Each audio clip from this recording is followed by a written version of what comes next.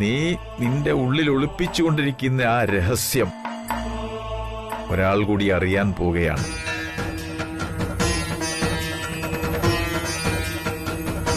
താലി രഹസ്യം.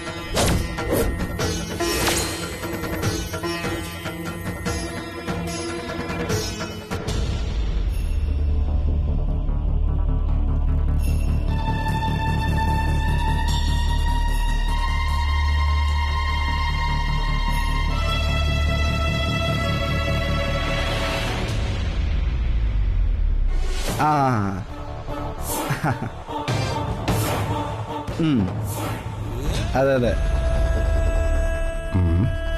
ആ ഫയൽ കൂടി ഇതിൽ ചേർത്ത് വെച്ചിട്ട് ഇപ്പൊ തന്നെ സൈൻ ചെയ്ത് വാങ്ങിക്കാം. ഞാനത് അപ്പോഴും പറഞ്ഞതാണല്ലോ.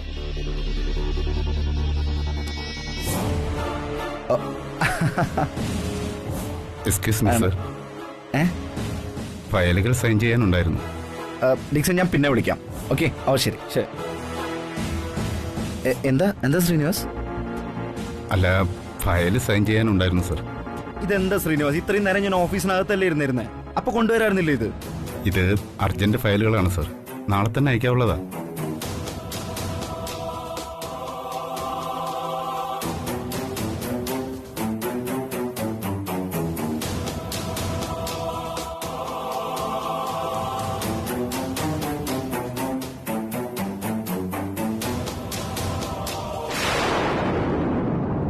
എനിക്ക് ഒപ്പിട്ട് കിട്ടേണ്ട ഫയല് എൻ്റെ കൈവശം ഇരിക്കുകയാണ്.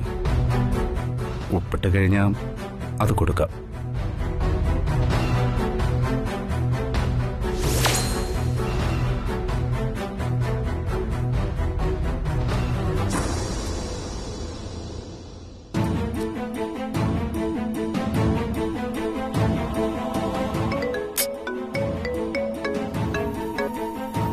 സക്രിയ, എന്താ ഈ കാര്യങ്ങളൊക്കെ? വെയർ ഹൗസിന്റെ പെയിന്റിങ് മാത്രമല്ലേ ബാക്കിയുള്ളൂ. ഒരു മിനിറ്റ് സക്രിയ, ഫോണൊന്ന് ഹോൾഡ് ചെയ്യണേ. ഓക്കെ, ഇതേ നാളെ ഒപ്പിടാം. അല്ല സർ, ഇത് പറയുന്ന കേട്ടാ മതി. ഈ ഫയലുകൾ മേശപ്പുറത്ത് വെച്ചാൽ മതി. ഞാൻ നാളെ രാവിലെ വന്നിട്ട് റെഫർ ചെയ്തിട്ട് ഒപ്പിടാം. സക്രിയ പറയൂ. ഇല്ല, ഓക്കെ, ഞാനത് ഓഫീസിൽ നിന്ന് ഇറങ്ങിയുള്ളൂ.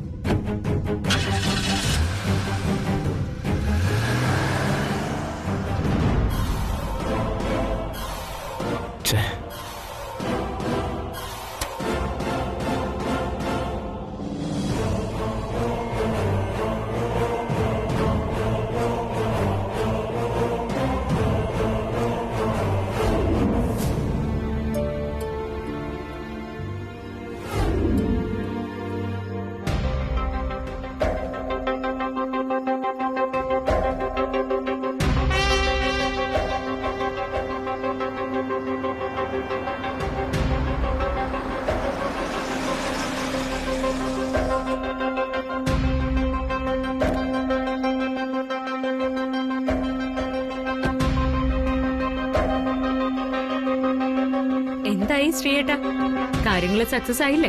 സോറി പ്രിയങ്ക, ആദ്യ ശ്രമം പാഴായി. എന്താ അരവിന്ദ് അത് സൈൻ ചെയ്യില്ലെന്ന് പറഞ്ഞു? സൈൻ ചെയ്യില്ലെന്നൊന്നും പറഞ്ഞില്ല.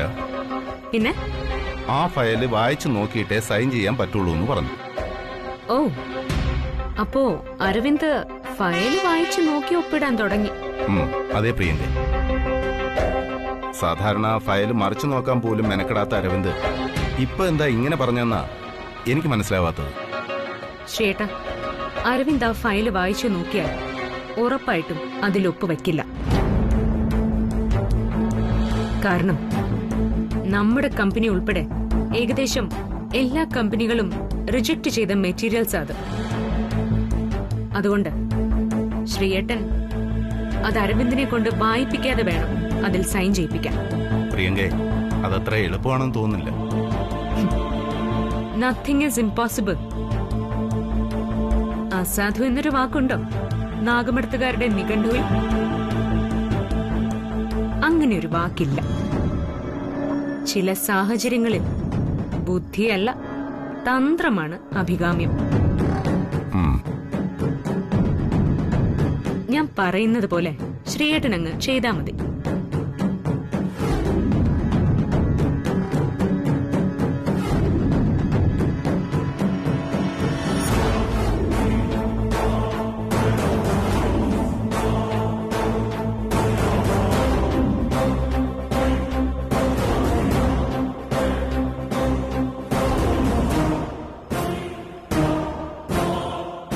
എന്താ ശ്രീയേട്ട, ഞാൻ പറഞ്ഞത് വർക്കൗട്ട് ആവില്ലേ? ഉറപ്പായിട്ടും. ഇനി അരവിന്ദ് സൈൻ ചെയ്തു എന്നുള്ള വാർത്തയായിരിക്കും നീ കേൾക്കാൻ പോകുന്നത്. Done. ഓക്കെ.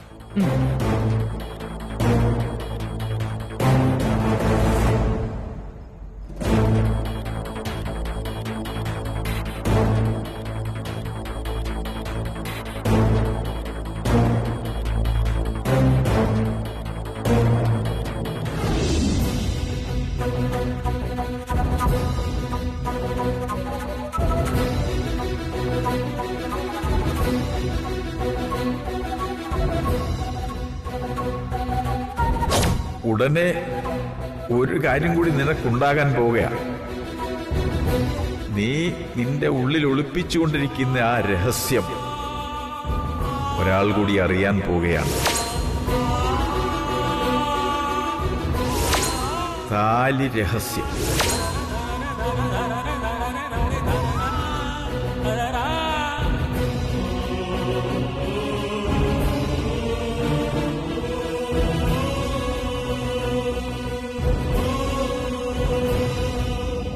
കല്യാണി,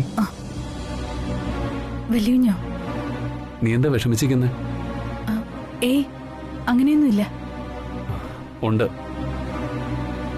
എന്നോടാണോ നീ നുണ പറയുന്നത്? ഞാൻ ദൂരെ നിന്ന് നിന്നെ കണ്ടു. നീ എന്തൊക്കെയോ ആലോചിച്ച് വിഷമിക്കുകയായിരുന്നു. എന്നെ കണ്ടപ്പോഴാ നീ മുഖഭാവം മാറ്റിയത്. അത് ഞാനിന്ന് അമ്പലത്തിൽ പോയപ്പോ ഒരു സ്വാമിയെ കണ്ടിരുന്നു. ഓ, എന്നിട്ട് സ്വാമി എന്തു പറഞ്ഞു?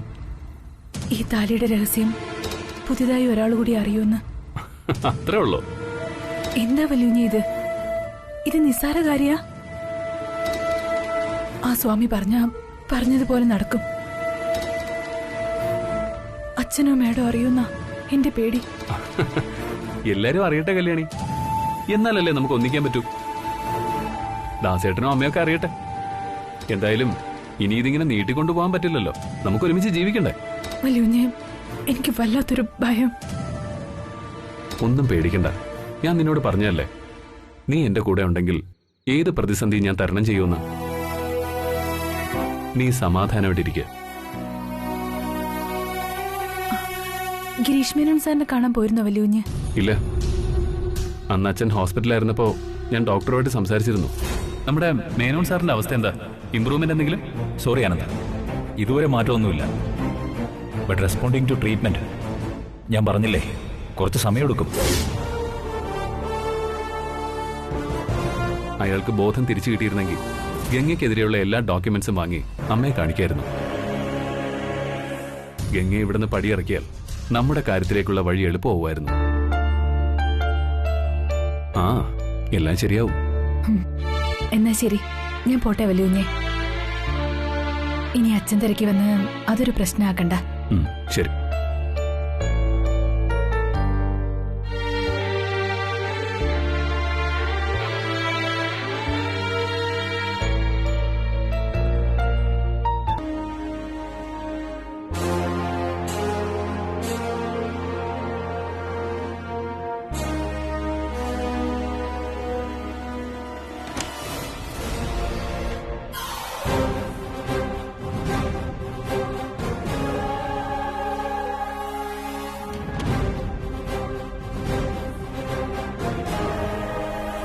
Excuse me sir. ആ ശ്രീനിവാസ്, കൺഗ്രാറ്റുലേഷൻ സർ. എന്തിനാ കൺഗ്രാറ്റുലേഷൻസ്? പറയാം സർ. ആദ്യം സാറേ സ്വീറ്റ്സ് എടുക്കൂ.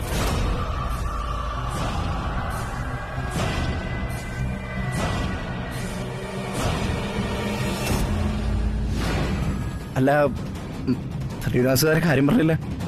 തൊടുന്നതെല്ലാം പൊന്നാക്കുമെന്ന് കേട്ടിട്ടേ ഉള്ളൂ സർ. ഇപ്പോഴാ കണ്ടത്. ശ്രീനിവാസ് എന്താ പറയുന്നതെന്ന് എനിക്ക് ഇപ്പോഴും മനസ്സിലായില്ല. സർ, സാറ് സൈൻ ചെയ്ത 2 പ്രോജക്റ്റുകളും കോടികളുടെ ലാഭം കൈവരിച്ചിരിക്കുകയാണ്. അതിന് തൊട്ടതെല്ലാം പൊന്നെന്നല്ലേ സാർ പറയാൻ പറ്റൂ. ഒരിക്കൽ കൂടി എല്ലാ സ്റ്റാഫിന്റെയും എന്റെയും പേരിലുള്ള അഭിനന്ദനങ്ങൾ അറിയിക്കുകയാണ്. Thank you Srinivas. ബിസിനസ്സിൽ ആനന്ദ് സാറിന്റെ സാക്ഷാൽ അനുജൻ തന്നെ. ഞാനേ ഇതെന്റെ ഫ്രണ്ട്സിനൊക്കെ ഒന്ന് വിളിച്ചറിയിക്കട്ടെ. ആ ഇതിരിക്കട്ടെ. താങ്ക്സ്.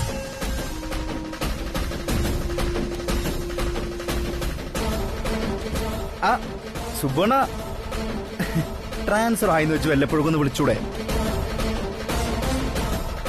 ആ ഉണ്ടല്ലോ, വിശേഷമുള്ളതുകൊണ്ടല്ലേ വിളിച്ചത്.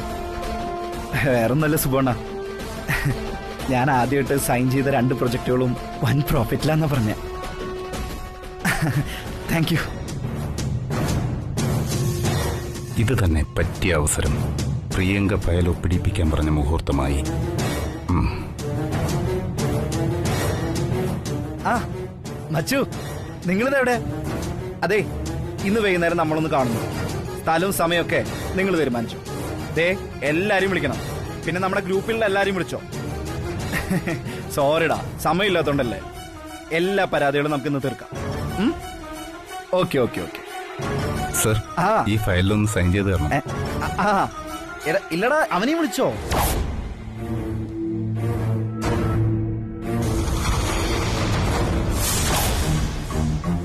ഞാൻ ആദ്യമായിട്ട് സൈൻ ചെയ്ത 2 പ്രൊജക്റ്റുകളെ വൻ ലാഭത്തിലേക്ക് പോകുന്നേ.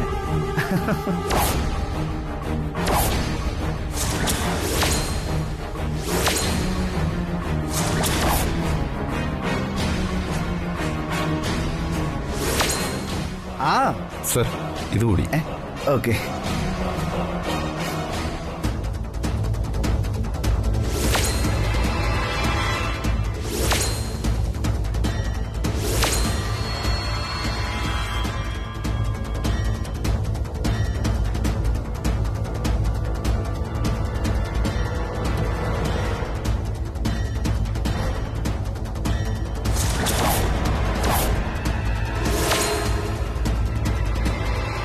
ആ ശരിടാ, നിങ്ങൾ ഫോം വയ്ക്കേ. എനിക്ക് 2-3 പേരോട് വിളിക്കാണ്ട്. അപ്പൊ വൈകുന്നേരം. Okay okay okay. ശരി ശരി.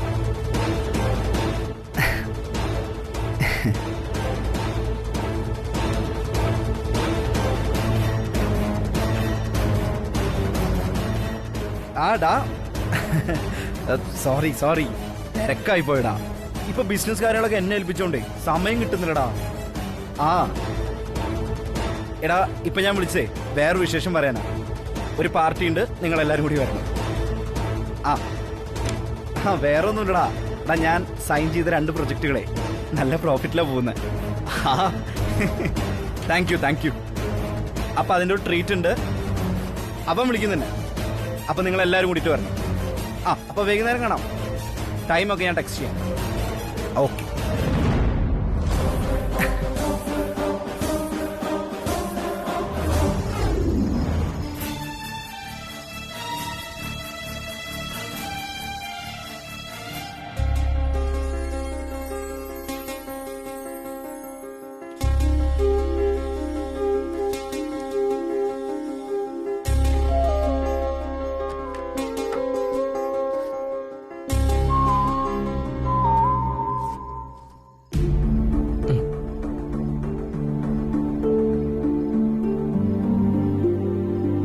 എടാ അനിയൻകുട്ടാ, എന്താ നാവനക്കിയാൽ ആങ്ങളും പെങ്ങളും കൂടി എന്നോട് നുണയെ പറയാറുള്ളൂ എന്ന് എനിക്കറിയാം. അതുകൊണ്ട് ചോദിക്കുക, ഈ ടയറ് പഞ്ചറായി എന്നൊക്കെ പറയുന്നത് നിങ്ങളുണ്ടാക്കിയ കഥയാണോ അതോ നേരാണോ?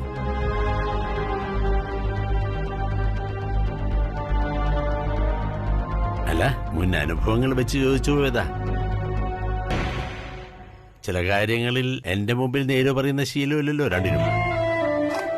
അച്ഛാ, ടയർ പഞ്ചറായത് തന്നെയായിരുന്നു. വല്യൂഞ്ഞ് എന്നെയും ചേച്ചിയും അടുത്തുള്ളൊരു വീട്ടിൽ ഇരുത്തിയിട്ട് അവർ 2 പേരും കൂടി വർക്ക്ഷോപ്പ് കരക്കി പോയി. മതി മതി മതി മതി, വിവരിച്ചൊക്കെ മതി. ചൂടുവെള്ളത്തിൽ വീണ പൂച്ച പച്ചവെള്ളം കണ്ടാലും അറയ്ക്കും. ഞാൻ എല്ലാ കാര്യങ്ങളും പറഞ്ഞു മനസ്സിലാക്കി തന്നിട്ടുണ്ട്. അത് കണ്ടും കേട്ടും നടന്ന് ജീവിച്ചാൽ എല്ലാവർക്കും കൊള്ളാം. ഇനി ഉപദേശിക്കാനൊന്നും ഞാനില്ല. അറിയാലോ? ആ, നീ അറിയാൻ വേണ്ടി ഒരു കാര്യം കൂടിയുണ്ട്. എന്താ? മാഡം നിനക്ക് കല്യാണാലോചനയൊക്കെ തുടങ്ങിയിട്ടുണ്ട്.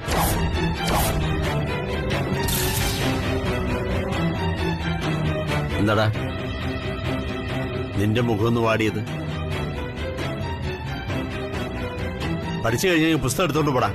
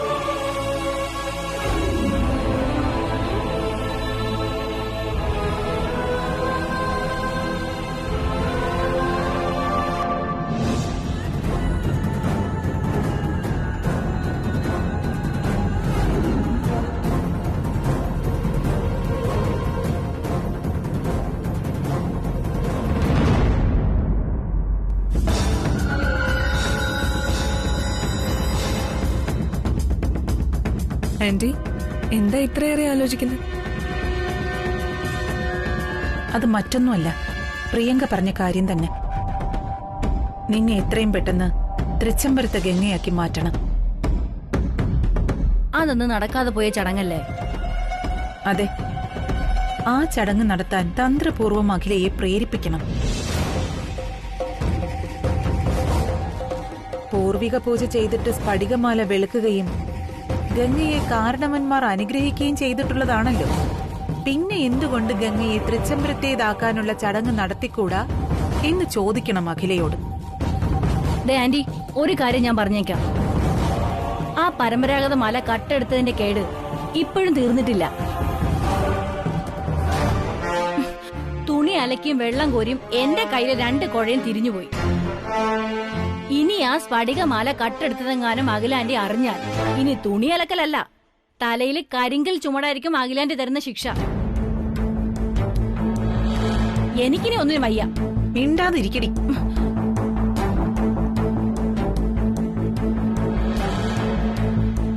സ്ഫടികമാല ഞാൻ കട്ടെടുത്തതാണെന്ന് ആ അടുക്കളക്കാരിക്ക് ആനന്ദിനും മാത്രമേ അറിയൂ. ഇനിയിപ്പോ കട്ടെടുത്തതാണെന്ന് അറിഞ്ഞാലും ആ പ്രശ്നം കാലഹരണപ്പെട്ടുപോയി. കളവ് കേസിൽ കാലഹരണം ഇല്ല ആന്റി. മിണ്ടരുത്, വേടയ്ക്കും ഞാൻ. ഉടനെ നടപ്പാക്കേണ്ട 2 പ്ലാനുകളാണ് എന്റെ ഉള്ളിലുള്ളത്. 1, ഗംഗ തൃച്ചംബരത്തെ ഗംഗയാവണം. 2, നന്ദനെ എങ്ങനെയും ബ്രെയിൻ വാഷ് ചെയ്ത് നമ്മുടെ പക്ഷത്ത് ചേർക്കണം. എന്നാലേ തൃച്ചംബരത്ത് ഒരു ആഭ്യന്തര യുദ്ധം നടത്താൻ പറ്റും. അതിനു മുൻപ് നമുക്കൊരു കാര്യം കൂടി അറിയണം. എന്ത് കാര്യം? അഖിലാന്റി കല്യാണിയെ തിരിച്ചു വിളിച്ചതിന്റെ രഹസ്യം.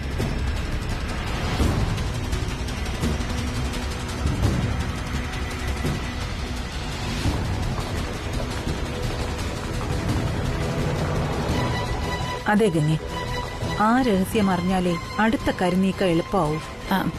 ആന്റി പറഞ്ഞ എല്ലാത്തിനും ഉത്തരം കണ്ടെത്താം. എന്നാ നിങ്ങൾ രണ്ടുപേരും മറന്നുപോയ ഒരു കാര്യമുണ്ട്, വളരെ പ്രധാനപ്പെട്ട ഒരു കാര്യം.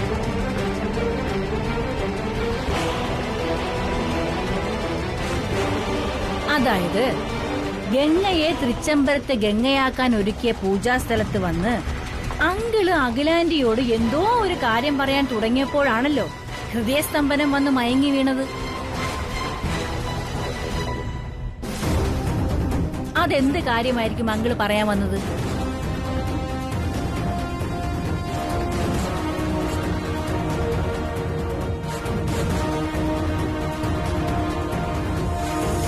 ആന്റി നേരത്തെ പറഞ്ഞല്ലോ, പരമ്പരാഗത മാല മാറ്റിയത് എതിർകക്ഷികളിലെ ആനന്ദിനും കല്യാണിക്കും മാത്രം അറിയാവുന്ന ഒന്നാണെന്ന്. അത് ആന്റിയുടെ വിശ്വാസം. പക്ഷേ എന്റെ വിശ്വാസം അങ്ങനെയല്ല. ഈ രഹസ്യം അറിയാവുന്ന 3ാമത്തെ എതിർകക്ഷി എന്തുകൊണ്ട് ശിവരാമനങ്ങളായിക്കൂടാ? ആ രഹസ്യം പറയാൻ വന്നപ്പോഴാണ് അങ്കിള് മയങ്ങി വീണതെങ്കിലോ?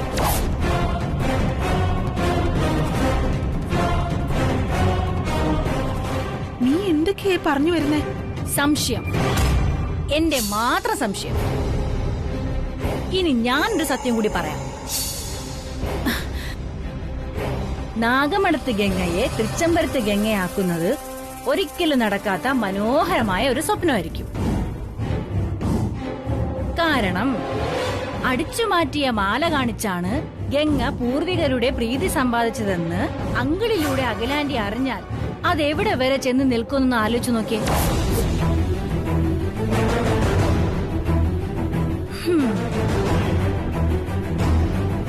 അതുകൊണ്ട് ഒരു കാര്യം കൂടി ഞാൻ പറയാം. ഗംഗയെ തൃച്ചംബരത്തെ ഗംഗയാക്കണമെന്നുള്ള വിഷയം തൽക്കാലം പുറത്തെടുക്കണ്ട. കാലഹരണപ്പെടുത്തുന്നതായിരിക്കും നല്ലത്.